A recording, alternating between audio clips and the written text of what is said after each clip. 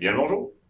Je me prénomme Yoann Villeneuve, je suis étudiant à la maîtrise d'informatique à l'UQAC. Donc bien sûr, maîtrise profil recherche. Et si je suis ici, c'est pour vous pitcher ma recherche.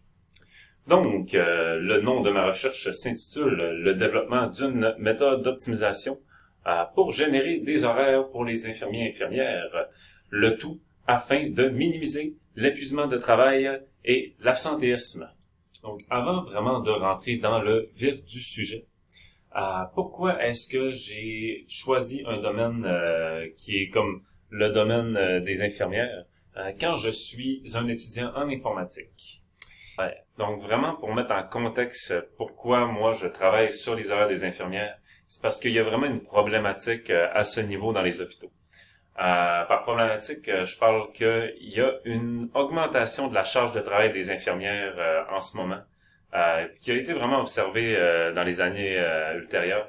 Et ça, c'est couplé avec un manque de ressources offertes à celles-ci. Donc ça, c'est vraiment relié à un plus haut taux d'anxiété, de l'insatisfaction, on parle même d'épuisement professionnel, donc ce qui mène bien sûr à l'absentéisme, ou vraiment juste de l'insatisfaction, de la frustration par rapport à la direction. Donc les infirmières, ils l'ont vraiment difficile. Il y a beaucoup d'infirmières qui quittent à cause des conditions de travail, ce qui rend les conditions de travail encore plus difficiles. Donc les infirmières doivent faire plus d'heures de travail, rentrer plus longtemps, donc faire du temps supplémentaire. Bien sûr aussi la relève infirmière, donc les nouvelles infirmières qui rentrent sur le marché du travail. Il y a vraiment un bas taux de rétention parce que les conditions de travail sont aussi difficiles. Donc, dans le titre de ma recherche, j'ai le développement d'une méthode d'optimisation de création d'horaires. Donc, mon but à moi, c'est vraiment de générer des horaires qui vont être optimales pour les infirmières. Mais pas seulement optimales. On veut qu'ils soient optimales dans le sens où que les infirmières vont ressentir le moins de stress possible ou plutôt vont diminuer les risques d'absentéisme, donc les risques que les infirmières ne rentrent pas travailler.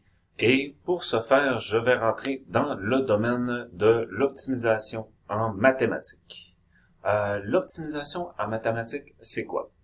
De façon simple, c'est un domaine qui permet de transformer une situation réelle, donc une problématique réelle, en équation mathématique.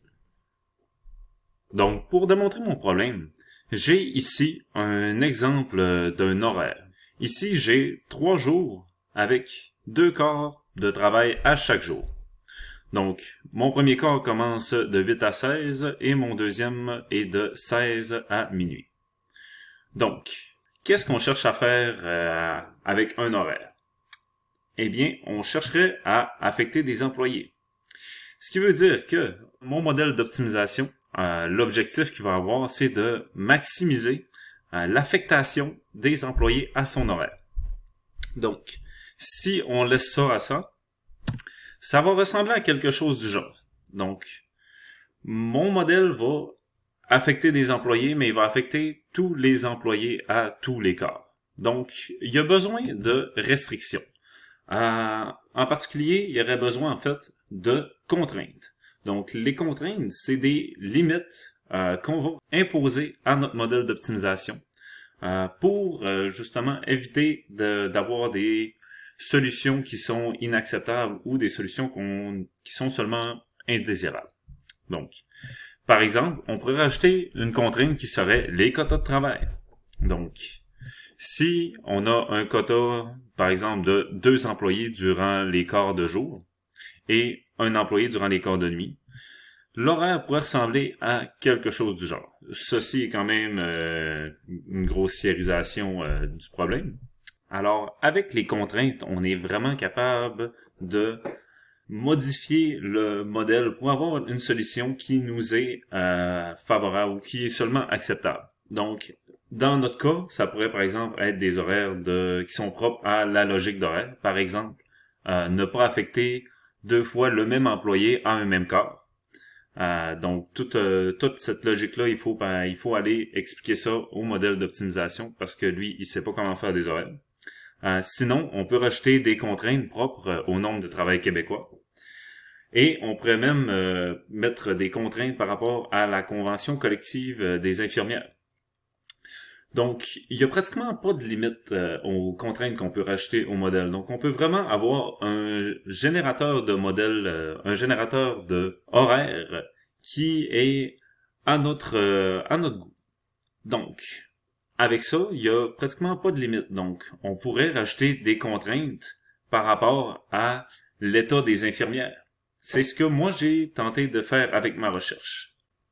Alors, pour arriver à mes fins, j'ai eu la chance de recevoir une année complète de la part du CIUS de données. Donc, des données d'horaire qui sont propres à une unité infirmière de l'hôpital de Roberval.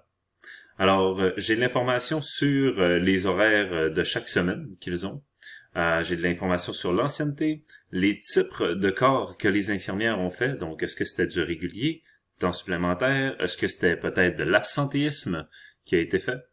Donc, tout ça m'a été mis à ma disposition. Alors, j'ai travaillé avec l'ODD. Je les ai adaptés, j'ai joué un peu avec pour pouvoir les utiliser. Et pour les utiliser, en fait, je les ai envoyés à une intelligence artificielle. Donc, cette intelligence artificielle-là, je l'ai programmée vraiment pour qu'elle puisse reconnaître les signes d'une infirmière qui est en surmenage.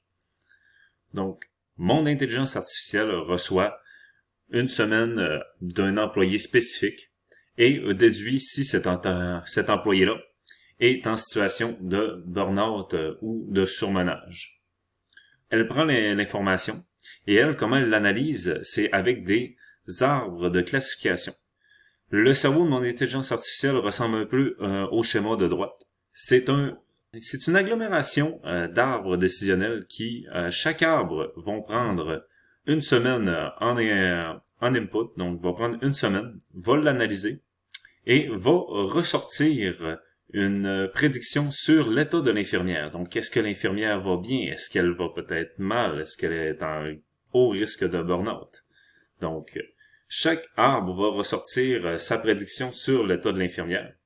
Et à la fin, tous ces arbres-là vont faire un vote par rapport à la prédiction qu'ils ont eue. Et le vote qui va prédominer va être celui qui est retenu. Donc, le vote retenu sera la prédiction. Et cette prédiction-là va être renvoyée à mon modèle d'optimisation qui, lui, pourra l'utiliser comme étant une contrainte qui fait partie de son modèle. Donc, on arrive à la fin de ma présentation.